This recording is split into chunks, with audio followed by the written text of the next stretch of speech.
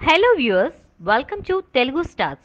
కాస్త క్రేజ్ ఉన్న ప్రాజెక్టును విడుదలకు ముందే శాటిలైట్ డిజిటల్ లాంటి వ్యవహారాలన్నీ లాక్ అయిపోతూ ఉంటాయి. ప్రస్తుతం శాటిలైట్ మార్కెట్ లో పోటీ తీవ్రంగా ఉన్న నేపథ్యంలో మంచి బడ్జెట్ ఉన్న సినిమాను దక్కించుకునేందుకు టీవీ ఛానళ్లన్నీ ఎగబడుతున్నాయి. ఇందులో భాగంగా ఇస్మార్ట్ శంకర్ మేకర్స్ ను కూడా టీవీ ఛానళ్లు సంప్రదించాయి. వాటన్నిటికీ మూకుమ్మడిగా షాక్ ఇచ్చాడు శంకర్. అవును, ఇస్మార్ట్ శంకర్ శాటిలైట్ రేట్ చూసి టీవీ ఛానళ్లు బెంబెలెత్తిపోతున్నాయి. 10 కోట్ల రూపాయలు ఇస్తేనే శాటిలైట్ రైట్స్ ఇస్తామంటూ బేరం పెట్టారట మేకర్స్. నిజానికి అటు పూరి జగన్నాథ్ కు ఇటు రామ్ కు అంత మార్కెట్ లేదు.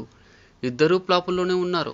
ఇలాంటి టైంలో ఇస్మార్ట్ శంకర్ కు ఇంత రేటు చెప్పి బెదరగొట్టడం ఏంటని కామెంట్స్ చేస్తున్నాయి ఛానల్స్. ఇక్కడ కొసమరిపు ఏమిటంటే మేకర్స్ చెప్తున్న 10 కోట్ల ఆఫర్ కేవలం శాటిలైట్ కు మాత్రమేనట.